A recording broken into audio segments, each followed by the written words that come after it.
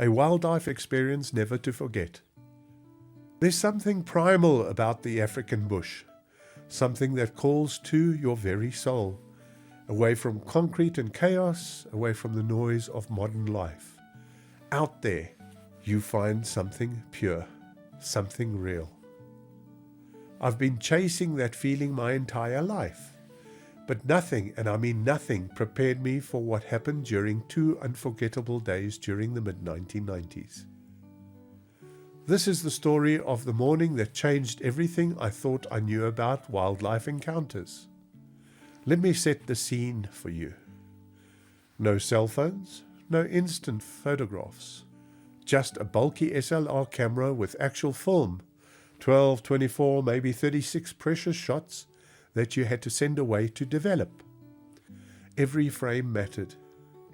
Through sheer luck, a friend arranged for my partner and me to stay at one of Africa's most luxurious game lodges. 2 nights completely free, save for the drinks. The accommodation?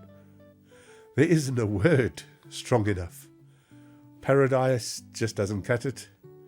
But luxury means nothing when you're about to come face to face with Africa's apex predators.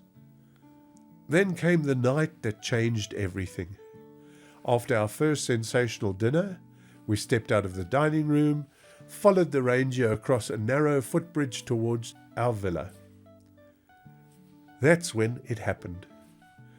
Every hair on my back stood straight up, a sound that reaches into your DNA and flips every ancient survival switch you have.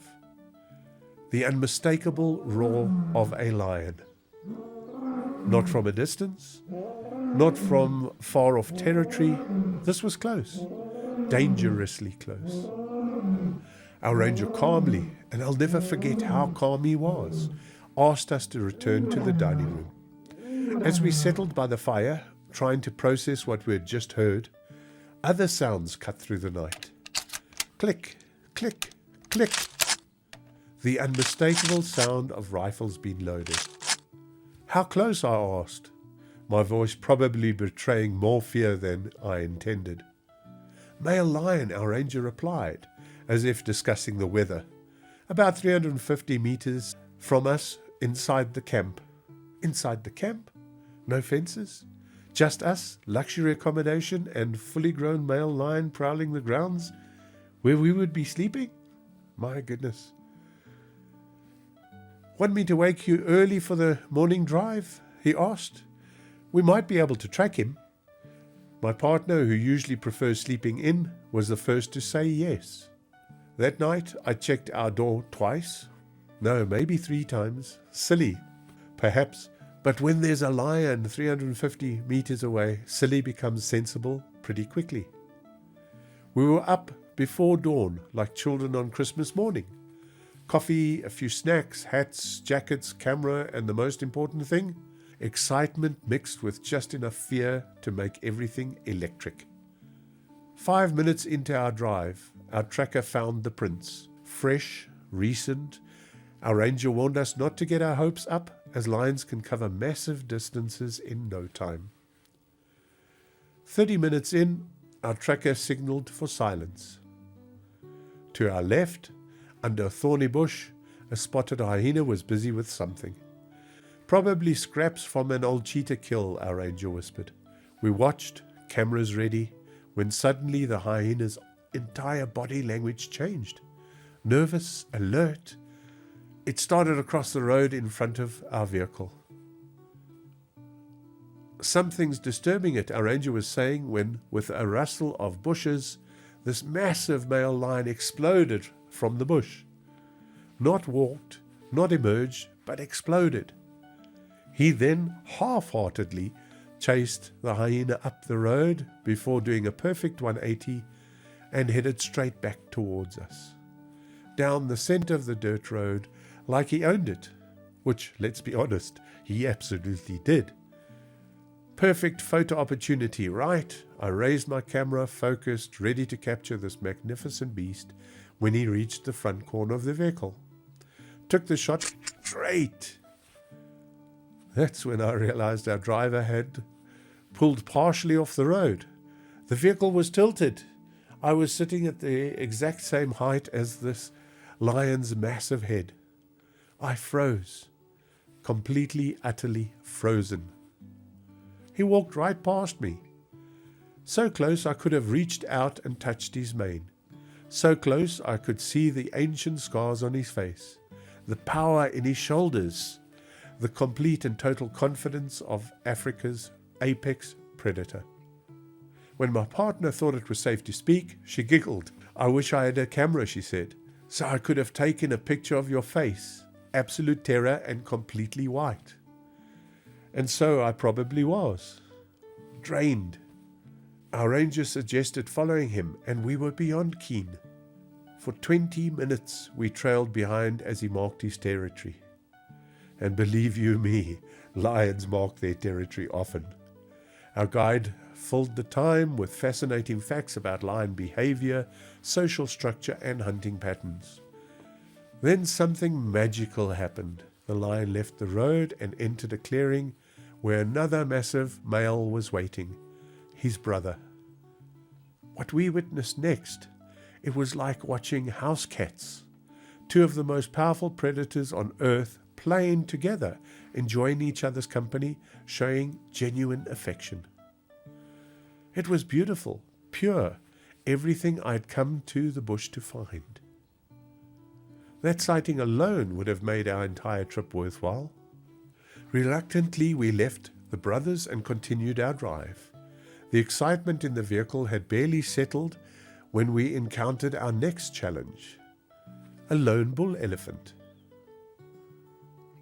Initially calm, as is evidenced by the photographs, his mood soon changed. For whatever reason, he was no longer happy with our presence.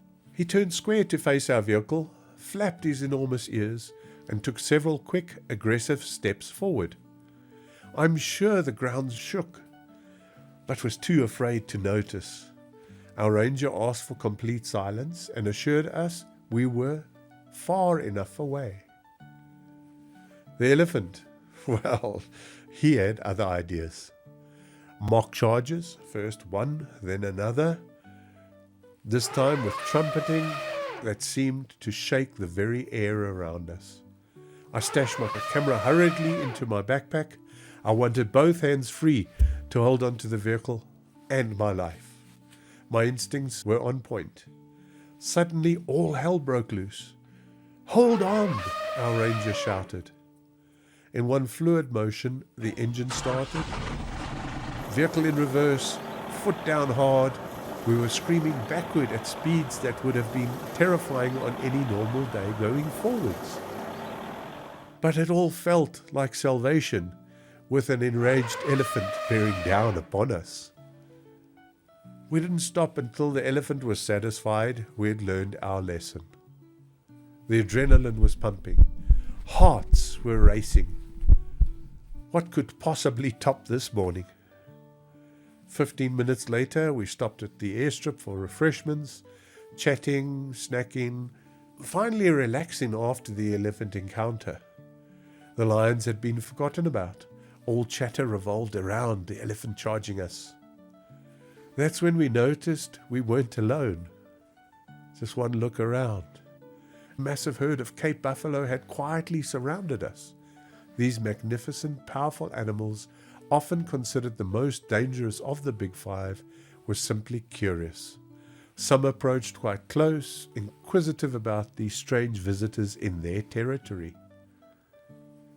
It's incredible how these animals can appear from nowhere, moving with surprise stealth for their size. And they are big when they get close to you. We finished our refreshments and headed back to camp, already calling this the most successful game drive of our lives. A few minutes down the road, something flashed across in the distance. "Would you like to track a rhino?" our ranger asked casually. "Rhino?" He wanted to know if we'd like to track a rhino. After ensuring we understood the safety protocols, and with both him and the tracker being armed, also with us following every instruction precisely, suddenly we found ourselves quietly trailing through the bush. Yes, walking through the bush. Eventually we reached a large bush. Our ranger carefully parted some of the branches, and there, not too far away, stood this massive white rhino. We froze. Again. Complete silence. No communicating except for hand signals between our guides. They'd considered wind direction, escape routes, every single factor. Well, at least I hope they had. But nothing prepares you for standing meters away from 2 tons of prehistoric power. We returned to the vehicle in absolute silence.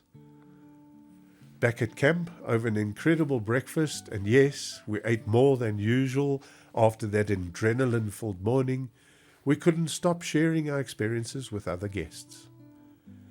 That's when someone pointed out what we had been too excited to realize.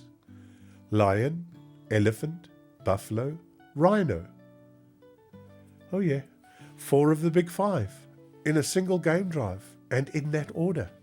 Just missing the leopard for a complete big 5 sighting. How's that for a morning's work? Well, leisure. Sure, we saw plenty of other wildlife too. Impala, kudu, zebra, giraffe, and countless bird species. Each sighting was special in its own right. But that morning taught me something profound about Africa's wilderness, about respect, about the thin line between observer and participant in nature's grand theatre. Every photograph in that old SLR tells part of the story. Every developed print is a reminder that sometimes the most extraordinary experiences come when you least expect them. That's the magic of the African bush. It doesn't just show you wildlife. It shows you wonder. And sometimes, if you're very lucky, it shows you 4 of the big 5 before breakfast. See you next time.